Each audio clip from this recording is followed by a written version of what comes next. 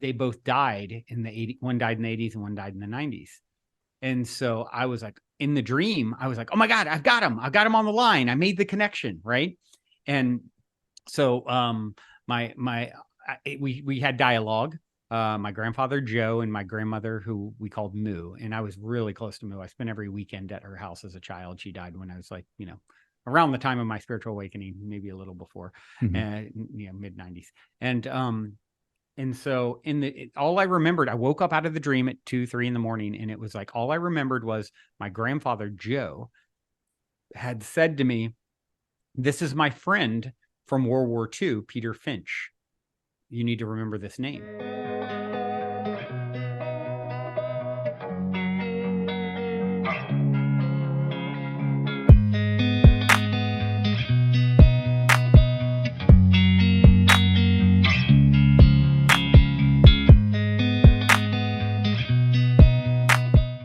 Hello, everyone. I am Brandon Beachum, and you are listening to Your Superior Self. Does that feel weird saying that, right? Like, because I know you have this successful podcast of your own, right? Like, no, not at all. No, I like it. Hey, I'm all about it's a rising tide raises all ships.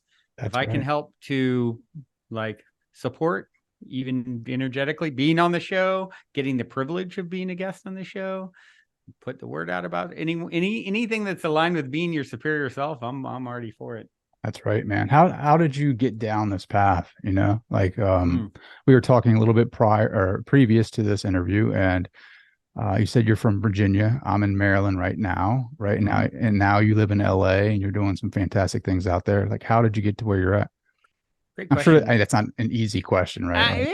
I'll share what I think feels relevant.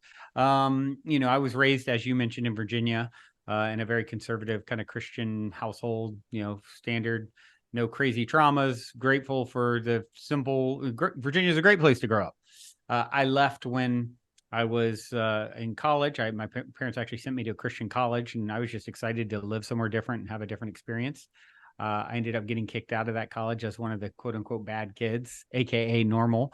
It was very conservative and strict. And I ended up, finishing. That was in a small town in Tennessee. And then I moved to Nashville to finish college at a second school that was kind of affiliated. And that's where I formed a band. I started sort of having my own awakenings, experimenting with some psychedelics, mushrooms, LSD, that kind of thing. And met someone who claimed to have some intuitive or psychic abilities. And I saw her demonstrate some things that were like, oh, hold on, maybe there might be something to this. Combine that with some plant medicines, etc. And next thing you know, you're like looking at the world through a little different lens. I started reading, anything I could. This is like mid to late 90s. So I'm reading anything I can find. Like Conversations with God, for example, is a book series that one of my favorite book series. Highly recommend. I just had the pleasure of interviewing Neale Donald Walsch, the author, on my podcast, and stuff like that. As I read it, it was like, oh my gosh, of course. If you are familiar, it's basically just sort of this guy. Neale he broke his back, he lost his wife, a girlfriend, he lost his job. It's kind of like the what comes to mind, having lived in Nashville, the joke, what do you get when you play country music backwards? You ever heard this one? No. You get your job back, you get your house back, you get your wife back. And so, he's like that guy, and he starts writing angrily to God, like, what, show me what should I do? What's going on? And he started having like channeling experiences where, do you really want to know? And they turned into these huge, multi-million best-selling international books, Conversations with God. And, what I guess the image of reality, the glimpse of the ultimate nature of reality painted in those books and other, spiritual texts is like, you and the source consciousness that animate all things are one. I am you, you are me. The separation between the two of us is illusory in nature. And the consciousness that animates your form is the consciousness that animates my form. And for me, I can only think, because my Dharmic path was to talk about this stuff incessantly, and if you listen to my first podcast, and I've done over 2,000, me and my co-host over the last 9 years. The first one is like, I had to do this so my friends and family's ears would stop bleeding me talking about consciousness and spirituality and the ultimate nature of reality. So I can only think, because it is my Dharmic path to explore this stuff, is, as soon as I started being exposed to some of these concepts outside of a conservative Christian dogmatic view, it was like, oh my gosh, of course this is how it's structured. Of course, it's all one. Well, what else could it be? And you start playing with the concepts conceptually, and then then it's, for me, now been a 25-year journey. It's one thing to understand it conceptually, theoretically. It's another thing to actually apply it, and live it and walk the talk. And I always quote, I love the Mike Tyson quote, everyone's got a plan until you get punched in the face. Yeah. And so I feel like that's been my whole journey for 25 years. Okay, I get it now. Let's see how much you remember it when the pressure is applied, and that's ultimately what happens to a lump of coal, right? It becomes a diamond if it holds up to the pressure well. And I think, getting these perspectives, understanding, digesting, living, exemplifying, teaching best what I most need to learn has been my path. That's awesome, man. Yeah. Where the rubber meets the road, right? Like, I'm right there with you. Everything sounds good, like theoretically, but like when you actually put it into practice and have those experiences is where you actually have the growth. And it's not an easy growth. Like, it's not something that takes place immediately. Usually there's some burning off of like traumas, right? Like going through the dark night of the soul sometimes, and or just really coming in contact with that true self. And sometimes it's not like a pretty picture, because like all the things that you've been pushing down really is starting to come up and bubble up to the surface, and 100%. Things that you haven't been conscious of, right? Like from early childhood to whatever is happening into your early adulthood, really, and even to now, right? Where I'm at, past life too. Yeah. I believe it's all coming in, and your deal, I think of these memes as like, oh, when I have my spiritual awakening, this is what I think. And it's like unicorns and rainbows. And this is really what it is. And like the person just melted down into a mess, because exactly the reasons you're saying. Oh, you're ready? Okay, let's take out the trash. Sure, What's in there? Talk to some of your experiences though, right? With the person, lady, the intuitive, like even with plant medicine, like what was some of those experiences that started nudging you towards this journey? I'm big on, I love stories of synchronicity, serendipity, positive paranormal stories. It's always a question I have for guests on my show is, story time. So one of the early things I remember with that intuitive, she claimed she could speak telepathically to a friend, for example. And I remember saying, okay, prove it. So I'm like staring at them both like, okay, let's see. And one received the message the other one was sending, they said, here's what I'm going to send. Here's the message, and could there have been some shenanigans there, some way they pre-planned it? I could have been, but it's almost irrelevant, because the effect on me was to open my mind and eyes to the idea. And then, I remember soon thereafter, I started reading voraciously, like things that, about out-of-body experiences and things like that, psychic phenomenon initially. And I remember reading about out-of-body experiences in a book called The Psychic Explorer, a pretty obscure book that I still have to this day, and how to do it. And I started sharing with my brother, like, oh, I'm reading this book, and it talks about out-of-body experiences and how you can induce them through, a couple different key paths. One is through a meditative, visualization sort of path. Another is through becoming lucid in the dream state, waking up in the dream and then saying, oh, I'm in the dream actually. And my real name is Brandon, and I'm lying in bed right now, and this is a dream, and I want to leave my body. And then you will just snap out of your body if you can become lucid and do that, is what this book was sharing with me. So I'm telling my brother this, who is still like, he's a couple years younger. He's still pretty indoctrinated in what we had been raised to believe, as far as, God is this, this white guy on a throne with a long beard who's, going to judge you if you get it wrong. But he loves you, but he might torture you forever. Yeah. So he's very judgy. So fucking judgy. Oh, can I cuss? And so, it's like this idea of the infinite love is God. And yet somehow it's going to confuse the heck out of you and then torture you for getting it wrong. That's very confusing. But So I'm, sharing with him, and he's like, Brandon, what are you smoking? You think you can leave your body? What a joke. That's not how things work. That's not true. I started telling him the techniques, the out of body experience bit, for example. He's like, well, I mean, the astral projection, or lucid dreaming piece of it. And that's one technique. And he's like, well, I don't know that I believe you can leave your body, but I know what you're talking about, waking up in your dream. I used to do that when I was a kid.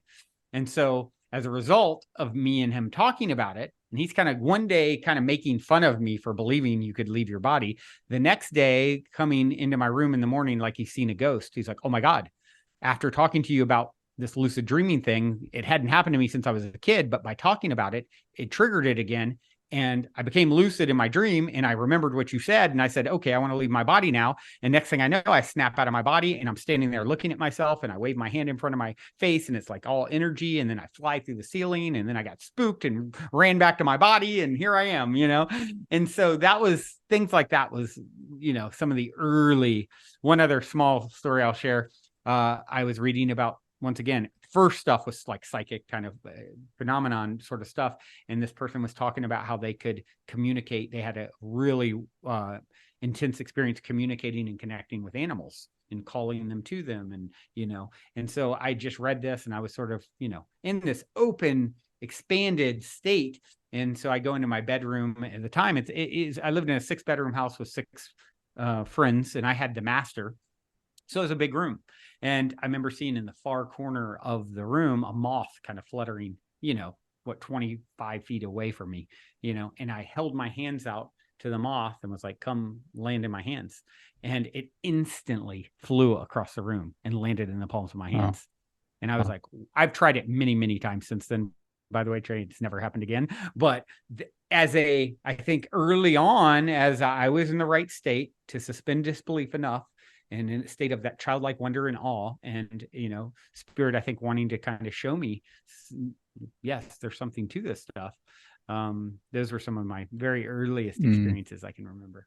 I love that. Right, like the out of body state is so like I'm a big fan of Robert Monroe, and I read a lot of his Monroe his work. Institute. Virginia. Yeah, Virginia.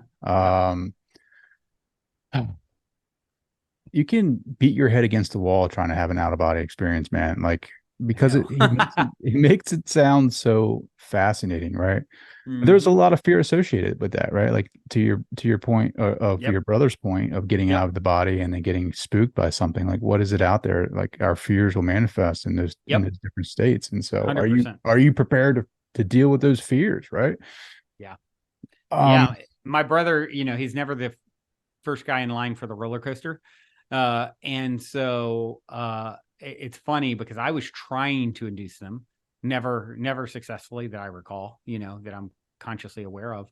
Some people say we astral travel every night in our sleep, but to him, to this day, all these decades later, from time to time, he'll say, well, man, I snapped out of my body again last night. I wasn't trying to. It scared the crap out of me. And, you're like, you son of a gun. Like, come on, dude. I know. Come on, bro. Exactly. Help me out. Pull me out. Come on. It's cruel, isn't it? It's funny because I had a dream last night, and it was it's so fascinating just to think about it, because I was in my kitchen having a conversation on the cell phone. Like, I remember vividly having this conversation and thinking it's real, like they're in the middle of the dream. Like, my kid was there, my wife was there, and I was having a phone conversation with someone from work. And I wake up immediately and was like, isn't it crazy how I thought that was real? And it's all coming from my thought, or my, you know what I mean? The mind, your consciousness. Well, what's true? It gave me chills, you telling me this. I had one, well, you could say in some way the trippiest dream I've ever had in my entire life last week, involving me on a cell phone in the dream. And it was my grandmother and grandfather on the other line. Wow. But they both died in the 80s. One died in the 80s and one died in the 90s. And so I was like, in the dream, I was like, oh my God, I've got him on the line. I made the connection. Right. And so we had dialogue. My grandfather, Joe, and my grandmother, who we called Moo. And I was really close to Moo. I spent every weekend at her house as a child. She died when I was like, around the time of my spiritual awakening, maybe a little before, mid 90s. And so all I remembered, I woke up out of the dream at 2, 3 in the morning, and it was like, all I remembered was my grandfather, Joe, had said to me, "This is my friend from World War II, Peter Finch. You need to remember this name." Right. And so I woke up from the dream, and I thought instantly my grandfather he was at Pearl Harbor when it got bombed. And he was on the ship, the Utah, which is still sunk in the harbor to this day. Wow. And he jumped and swam and survived. Luckily for me, his friend standing right next to him when it got hit by the Japanese bombers died. And so in my half asleep state, I'm like, oh my gosh, maybe that's that friend. I don't know. Why do I need to remember this? I remember just getting up there. You know how you sometimes, if you've ever had where you want to write something down from a dream, it's like mustering the strength and energy when you're half asleep. I grab my phone and push myself to do it. I write Peter Finch, World War II. That was the name. Next day, I go in and Google it. This is just last week. I go and Google it, and first thing that comes up is a famous actor named Peter Finch, who was the first actor to win an Oscar after he died, and a few months later he won the Oscar for that year. Oh, wow. In the 70s. And I'm like, whoa. Now my son is an actor. My son is 24. And when he was 18, I had a medium friend predict he's going to be this big actor, and like Charlie Chaplin is a spirit guide. And he hadn't even gotten into acting at that point. Now he's been in like 30 productions in the last year. Really?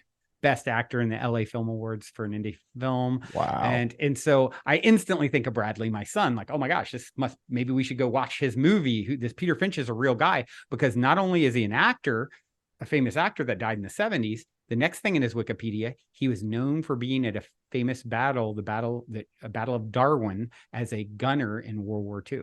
Oh, wow. And I'm like, holy crap, this is real. Like, I just got real information from my dead grandfather in the dream state. So the next day I go to, I'm like 5 in the evening the next day. I hadn't seen my son all day. And I was excited to tell him about it, but I hadn't seen him. And I was going out the door to play tennis, and he texts me, I'm literally walking out the door, and he's like, "Hey Dad, I just got a last minute self-tape audition request that's got to be turned in the next 2 hours for a World War II film. Can you help me?" And I'm like, of course, like normally I'd been like, no, my friend's already on the way to the tennis courts. So I'm not going to cancel my plans.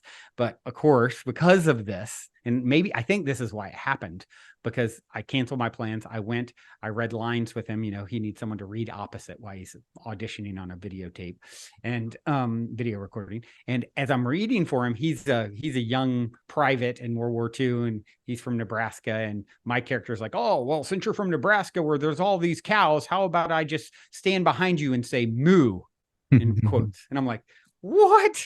Like, are you kidding me? So he submits it that night. Next day, Dad got the role.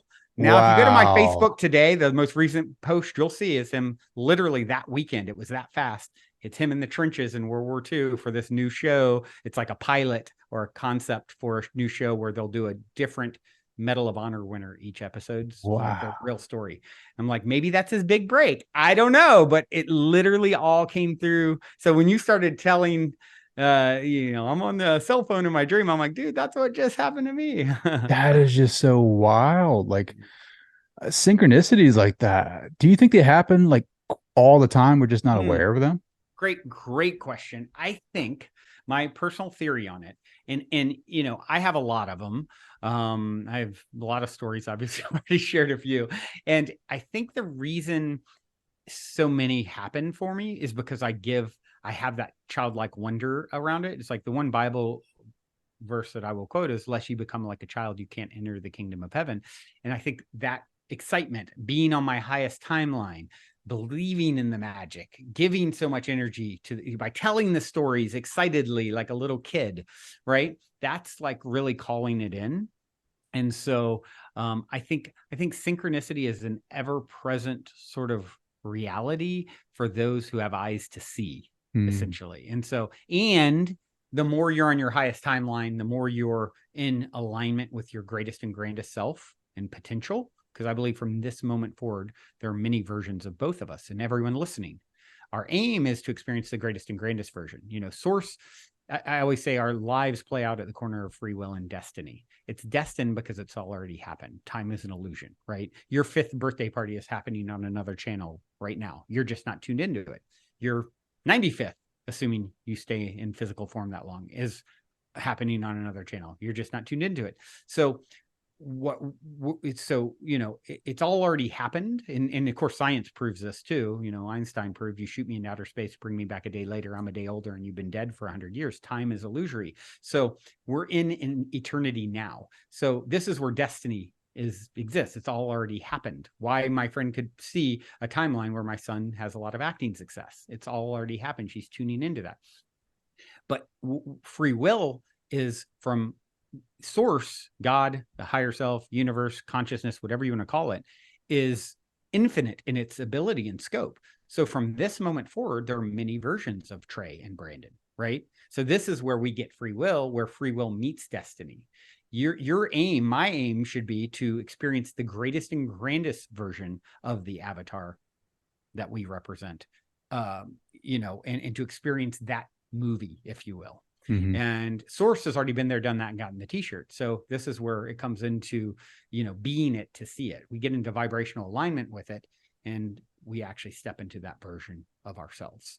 And so the highest timeline is that version, the best version of ourselves that we're here to live, right? The most rewarding. But they're all relevant, and they all serve our soul's evolution. There is no wrong. There's relative, right and wrong based off, well, it's wrong to choose the lesser if your aim is the more enjoyable, right? But it's relative, right? So that there is no ultimate right and wrong. Only, it's wrong for me to wear this gray shirt if my aim is to wear a blue shirt. Okay. But is it really ultimately wrong? No, it's all serving in some way. Is that in the book? Is that in your book that you write about that? I do talk about this. Yeah. I talk about where free will meets destiny, and my perspective on how that how those two dance with themselves, if you will. Yeah. What's the main thread in the book, right? Like what is it's fascinating how books were able to communicate a lot of our teachings and our experiences. Your title is The Golden Key. Mm-hmm. What's the main topic? What's the main thread in the book that helps people gain more awareness in this game of life? Yeah. The name of the book, I read it a couple of years ago, is The Golden Key, Modern Alchemy to Unlock Infinite Abundance. And what I decided to do is 25 years of deep exploration of the ultimate nature of reality, spirituality, consciousness. Obviously, I'm a pretty verbose person. I have a lot to say. Instead of listening to 2,000 podcast episodes, you can, in 3 hours or 100 pages, read. This is my distilled sort of 8 keys I found to unlock infinite abundance, which is ultimately our birthright. We are it. We are all of it. So, it's all about how much of the faucet we want to turn on. And there's certainly good that comes from experiencing lack. That's, you can't know that what you are unless you know that what you are not. So source is playing this dance between understanding, remembering. It's like this game of cat and mouse that we play throughout eternity. And this is, so the book is really my condensed version, which, by the way, I'd love to gift to the audience if you're okay with that. If they go to goldenkey.gift, GIFT, and use the code LOVE, LOVE, at checkout, you can get the audio and or ebook as a gift. Yeah. Love, baby. That's what I'm talking about. For me, right? One of the biggest keys for me and my spiritual awakening, and I guess more of a remembering, is really finding out what love is, right? As a man, as a warrior archetype, for the most of my life, and being an athlete in sports and all of that, I said the word love, and I didn't really know what that meant. There was no substance behind it. I just said it because everyone else said it. Yeah. And now I'm learning that there's so many different degrees to that word. I felt love for the first time with my wife, and then all my children since then, my 3 kids, like I felt ultimate love there. I Mm. didn't know what that word meant, right? So I'm still learning. There's different shades of love, right? Like there's so many Yeah. different aspects of love. People say that all the time, and they're like, source is love, but ultimately, unless you have that experience for yourself, right? Like it's just tough, even for males, the wounded masculine Mm-hmm. society that we live in, especially on the East Coast. Like when I went to the West Coast over on your side of the country in your town, LA, right? Like it's a whole different energy, right? Like I feel like the feminine is playing a huge part in feeding into that energy and producing a lot of great content over there. And you're a part of that. I read some of your stuff and watched some of your podcasts, and you're definitely contributing to that energy. But over here, you feel like there's this idea or concept, especially with masculine, the wounded masculine or the divine masculine.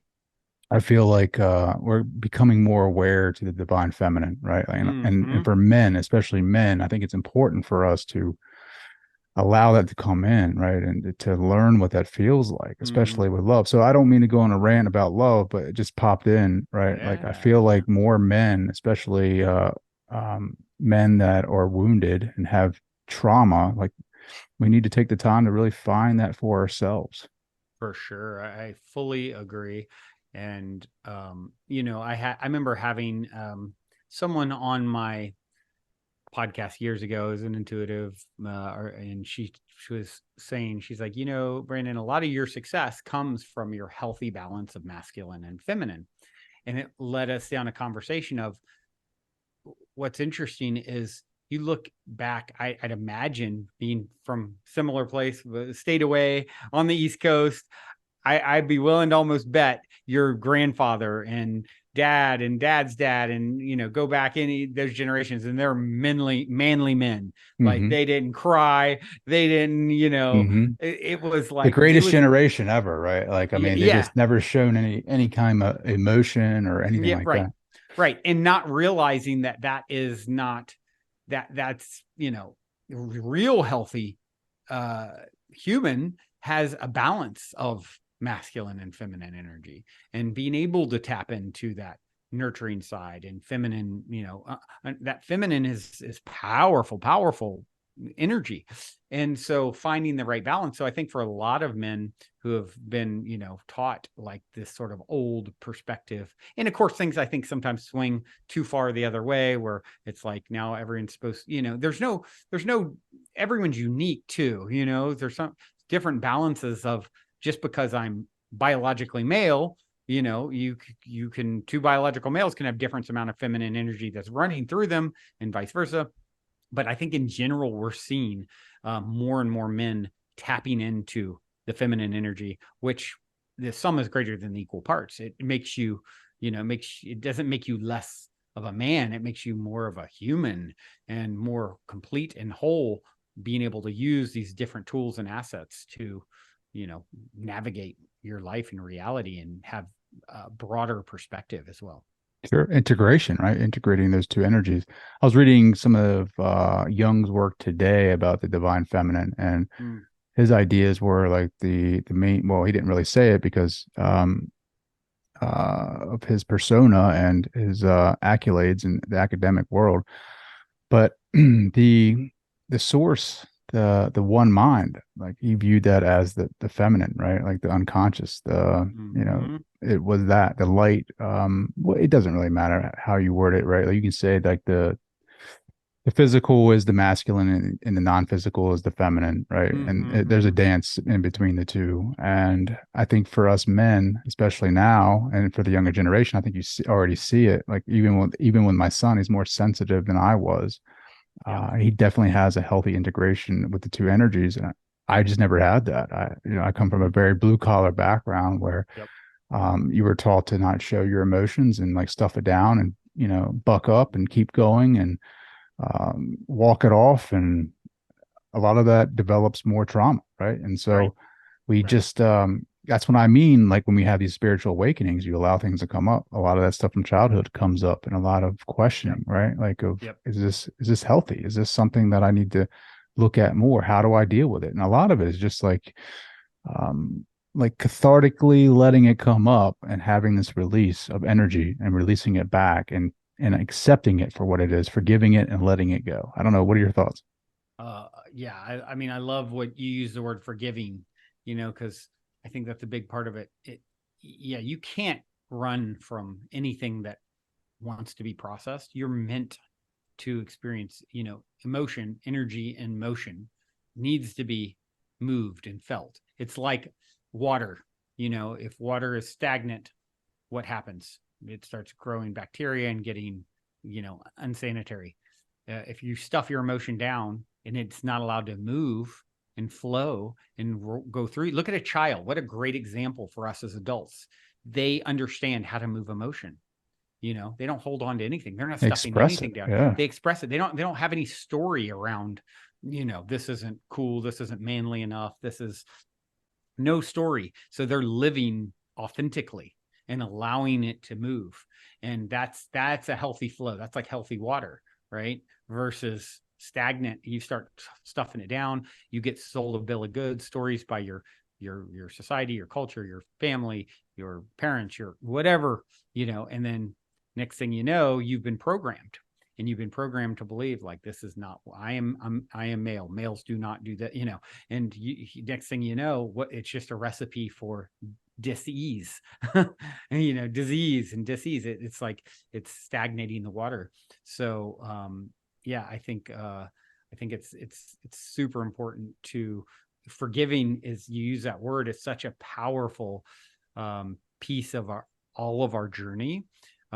Speaking of, I mentioned Neale Donald Walsch earlier, who wrote Conversations with God, right? Those are huge best-selling books internationally, but he's written 20 some books.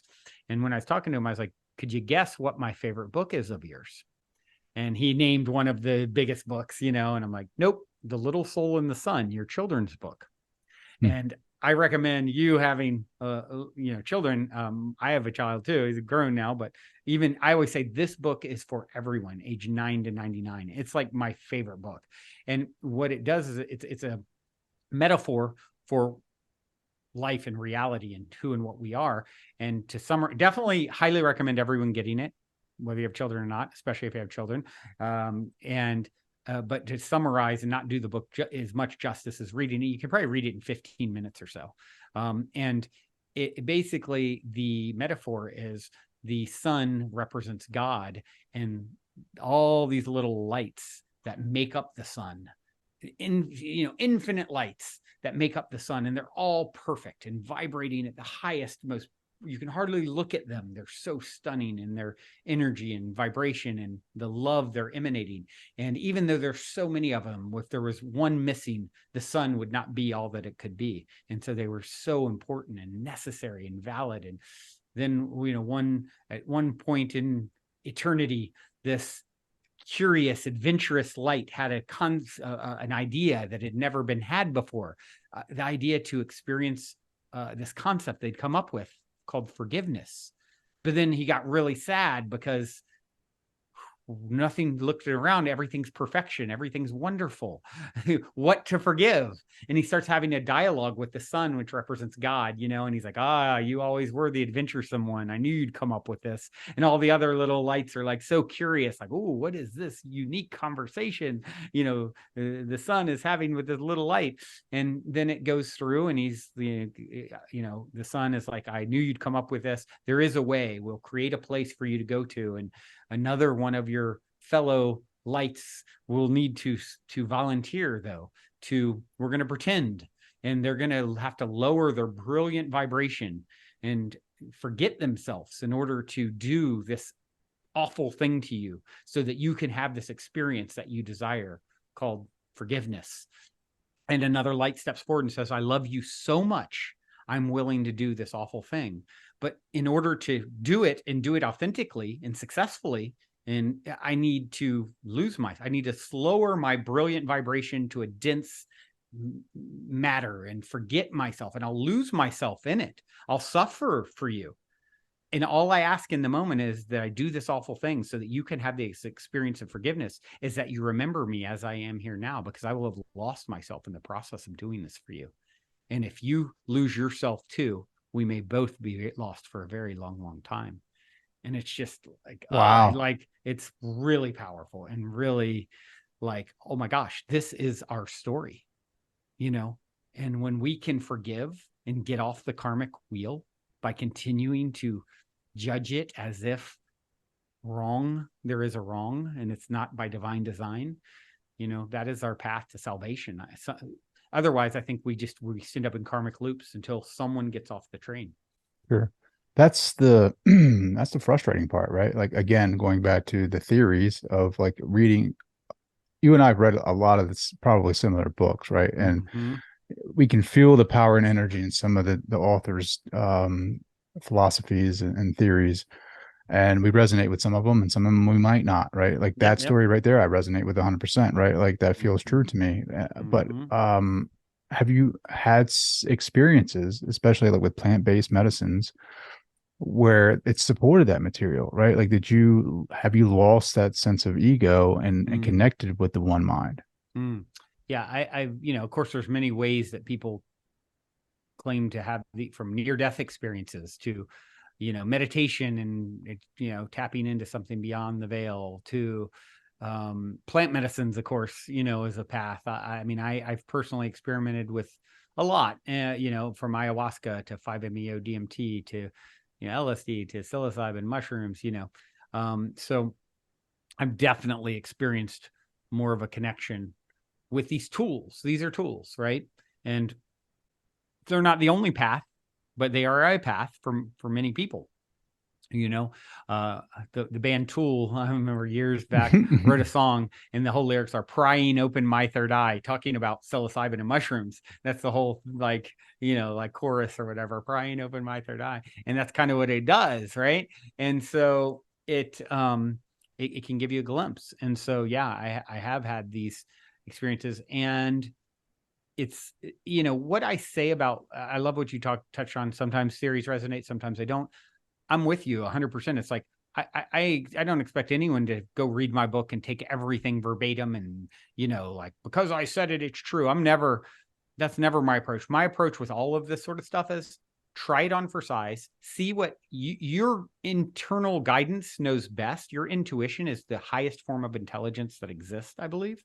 And so as you learn to work that muscle, the more it works for you. And, you know, results speak the loudest. Try Sure. something on, you know, you don't go to the person who's, you know, 300 pounds overweight and, you know, can't, you know, so unhealthy for health advice, right? It's like, what kind of results have you gotten before you know, Sure. teach me or share with me?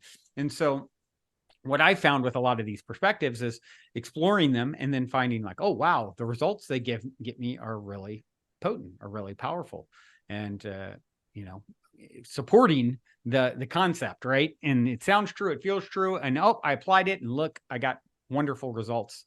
Something's going on good Sure. here. It's like a diet, right? Like there's 1,000 diets, there's a Yep. million diets, right? Like Yep. you just got to find the one that works best for you and your body. And I think it's the same thing with spirituality.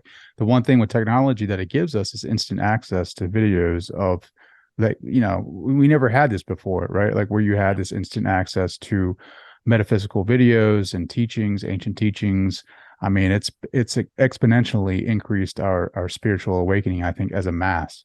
Yep. Um, I Agreed. mean, my parents didn't have that, right? Like they had the library, but how often were they going to the library to research Ram Dass or anything like that, right? Like Right. they Right. weren't.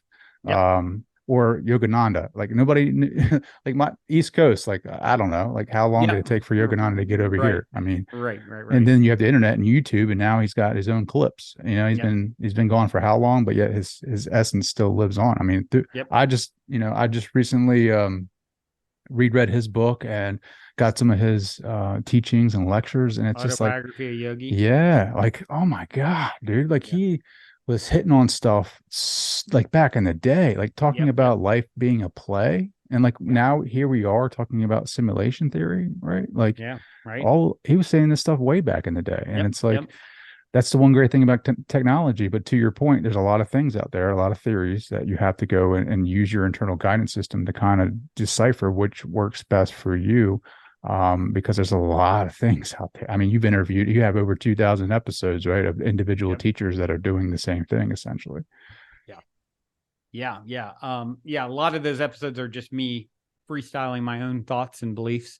And then, quite a few, of course, are also interview style and guests and whatnot. And then my co-host kind of doing the same thing, sharing her thoughts. And, but yeah, it is exactly that. It's like, explore with an open mind, always be ready to adjust based off of new information, new data points. And, the thing that I feel more and more confident about is, it is in giving that we receive. Gandhi said, if you want to find yourself, lose yourself in the service of others. The reason that holds true, I believe, is because there are no others. Everywhere I go, I'm there waiting for myself. So it is, literally in giving that we receive. So if you want to understand, what is my path? I want to know what my path is. You don't need to even have it figured out. What I will tell you, one hint, it's going to involve service in some way, shape, or form, because I think Francis of Assisi, speaking of people having it figured out a long time ago, hundreds of years ago, it isn't giving that we receive. It is in pardoning that we are pardoned. So that's great. But going back to the plant-based stuff, right? Like I'm all about healing the trauma. Like I feel like there's so much potential in healing PTSD and addiction through psychedelics, psilocybin. Yep. However, when you have those experiences, they are glimpses, right? Like Ram Dass' story with his guru, right? Like he gave his guru all that LSD, and the guy was like barely affected, right? He's like, what is this, right?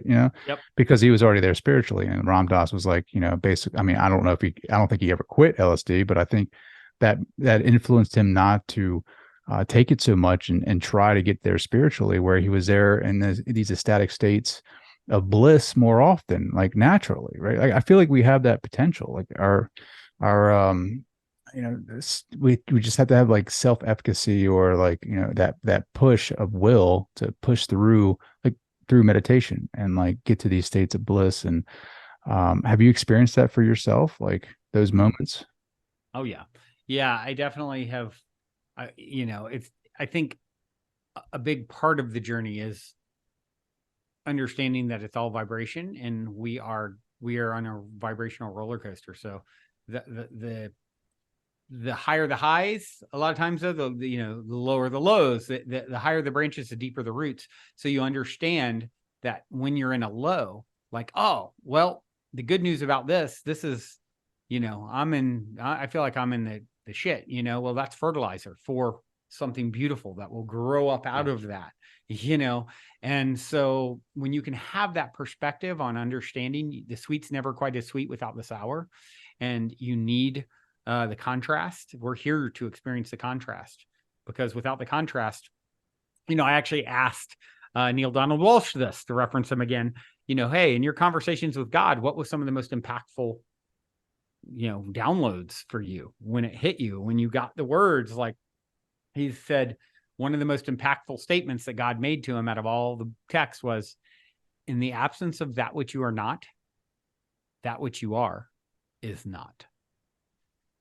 So in the absence of that which you are not, I'm not evil. Well, in the absence of evil, that which you are, love, is not. Evil is live spelled backwards, right? It's like, so you need the contrast. Source needs the contrast for anything to mean anything. And so once you start to understand that's the dance, you didn't come here for rainbows and, unicorns 24/7. You came here to live fully. And, smooth seas never made for a skilled sailor. You came to be a skilled sailor. So, the masculine and the feminine, the dance, right? That's it. You got the light and the dark. Wow. Yeah. Look at the great, anyone who can see the video, it's a beautiful piece of art hanging on the wall behind me. How much shadow is in it? You've never seen a great work of art without shadow in it. It's a necessary component. Man. It's like the East Coast, West Coast, man. The busyness of the East Coast, the laid back of the West Coast. Right. You know what I mean? Wow. LA, right? Like you're doing some good work over there. You got like a studio. You said you had a co-working space or something like that? Co-living and event Co-living space. We call the Mystic Manor, where we do, we'll have events. It's kind of like transformational festivals for a day. And there's a biohacking event coming up in the next couple of days, and, different, just a hub for conscious community in LA. So, really blessed to have some incredible, events and people, a lot of luminaries and people, resonating on this vibration, come through the space. And so it's a real honor to help steward it and experience it. So you've been in this consciousness game for quite a bit, right? Has there been a change, or have you noticed any of the messages like changing because, obviously there's a lot of channelers, there's a lot of light workers, there's a lot of psychics out there. Like, is there anything changing in the message or the feeling out there? What I've seen when I first started on the path, it was like early internet days, pre the ability to connect with anyone on social media. So it was like, I was having my own awakening, and it was like, oh my gosh, who to talk to about this, who to, there's authors, but there's no way to contact those authors. There's no social media, like I said, like now. So it was, but a lot of the material and people would predict there's a big awakening coming. We're going to see massive shift, more and more people coming online. And it's fun to have seen and been part of that early journey, because I can look back, even, I originally moved to California because I was in a band in the late 90s called Kundalini. And, nice. And so we were like, talking about consciousness and spirituality through, as a lyricist. And that was sort of I'm going to use music and the words to talk, so we're on stage in like 2099 with like Alex Gray art behind us. And people are like, what are these crazy hippies talking about? Like, and now I go to, a lot of transformational festivals, kind of like Burning Man vibes community, and a lot of my friends produce these events, and it's like every 21-year-old's like, yeah, of course I know I'm one with the source, like, duh, like that's old news. And everything is a spiritual centric vibe at these events, and it's like, oh wow, it's kind of mainstream, like, and back then it was like I would talk to anyone who would listen, and people are like, what are you smoking, dude? Or that's interesting, and go about their normal life. And now it's like I'm just surrounded by conscious community and spiritually minded people. And so it's, for me, that's been, I guess, the biggest personal, taking the long view in a lot of ways with the journey, having been it's all relative, right? From one perspective, I'm like, oh, you've really been around a long time, go 25 plus years on this journey. And then you take someone like, 100 years ago who was talking about it, or 1,000 years ago, it's like, so, and they were killed. They were killed for this stuff too, right? Like they were burned at the stake for having this philosophy. I think a lot of collective people in our community, it's like healing some of those wounds. I know, like Dr. Joe Dispenza talks about memories of being physically tortured, in public for professing truths in a past life regression. I think your co-host, she dabbles in QHHT, right? Like, that's right. Yeah. Hypnotherapy. I think that stuff is so fascinating. Dolores Cannon's work and past lives, and connecting with the superconscious, or the higher self, and receiving messages. I think that all that is fascinating. Brian Weiss's work, I think his work is really fascinating. His is very impactful because, like, he wasn't into this stuff at all, right? Like, he was like Journey of Soul. Are you familiar with Journey of Souls, Destiny of Souls? No. Oh, highly recommend. Journey of Souls. What's his name? Newman. I'm forgetting his first name right now. But he basically, this guy took, doctor over 40 years. He started doing hypnotherapy, and then taking people into past lives. But then he would say, okay, you died in that lifetime. Now what? And so he documented life between lives, and he's very scientific in his approach, and, hundreds of people over 40 years or whatever. And so it's like his breakdown of how he sees it and has been told that it is structured.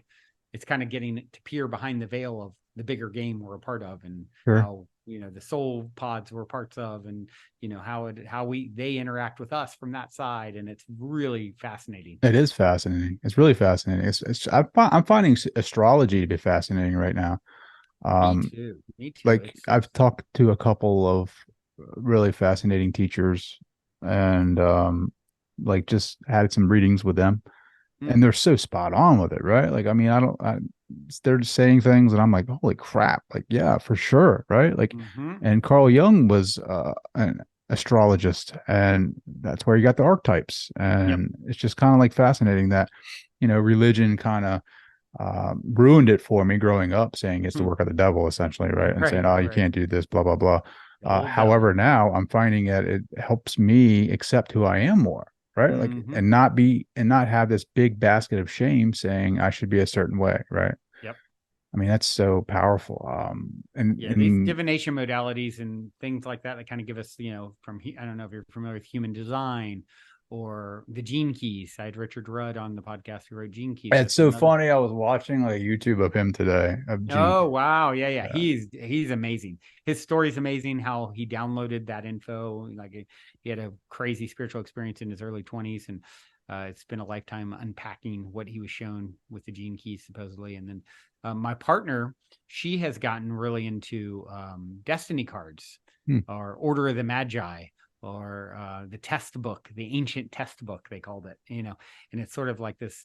What a lot of people don't know, it's the 52 playing cards. They originally are a divination modality that predate tarot. So, you look at them, it's like 4 suits, in the playing cards, 4 seasons, 12 royals, 12 months in a year. You add up all the cards, and the Joker's 1 1/4, and they add up to 365 1/4, all the cards. Wow. And so instead of 1 in 12, like astrology, and now, of course, with astrology, you have all your other planets too. It's kind of the same. It's tied to astrology, but you're 1 in 52, so my archetype is the King of Hearts. And then so I could see that, man. The king of love. Yeah, it was one of those, sometimes you're like, oh, I want to be something different. When I got that particular card, I was pretty stoked. Oh, did I lose you there? No, I'm right here. Oh, Can you hear? for some reason you disappeared, seeing you on my screen. Yeah, so it's it's sort of the loving father, the one that rules with love card. So I felt like, well, I'll take that. That feels good. That's awesome. And astrology too, like to your point about an awakening coming, they say something like in 2026 something's coming, right? Like an awakening, a consciousness change or something, like a remembering almost. And I'm Bashar kind of, just told me that on if you're familiar with Bashar, the channel Bashar, oh, or did he really? Daryl Anka, he channels Bashar, and that was one of the things I asked him, and I think that's the year he said was 2026. There's supposedly something really substantial coming that could have to do with. That's awesome that you had him on the show. He's pretty influential, right? Like, I mean, yeah, really cool. Yeah, seems like a nice guy. He's I think he used to be an actor or something, or in the business. He works. Well, as fate would have it, here's this guy who channels supposedly an extraterrestrial entity named Bashar, and he works on Star Trek and shows like that, sci-fi shows and stuff. Funny how that works. Funny how it works. Oh man. So how can people find you? How can they learn more about you? Where can they listen to the podcast? Yeah. Well, anywhere that you check out podcasts, you can find Positive Head. That's my show. Dr. Erica Middlemiss is my co-host, who she does 2 days a week and I do 3. Also my book, The Golden Key. If you go to goldenkey.gift, like I mentioned earlier, and use the code LOVE at checkout, you can get the audio and or ebook as a gift. I'm on, don't post a ton on social media. Not I'm not one of those over posters, but Positive Head is on Instagram. I'm on Instagram as Optimistic is my screen name. If you search by my name, because that's a weird spelling, it's like 0 PTIMYSTIC. But if you search by my name, you should find me no problem. And I also take telepathic messages as well. So smoke signals. So I almost forgot smoke signals. That's awesome. Brandon, man, I can't thank you enough for taking the time to come on the show, man. This has been really fun, man. I've so enjoyed it. You are a great host and definitely a kindred soul. And thank you for the work that you do with the show. This is epic.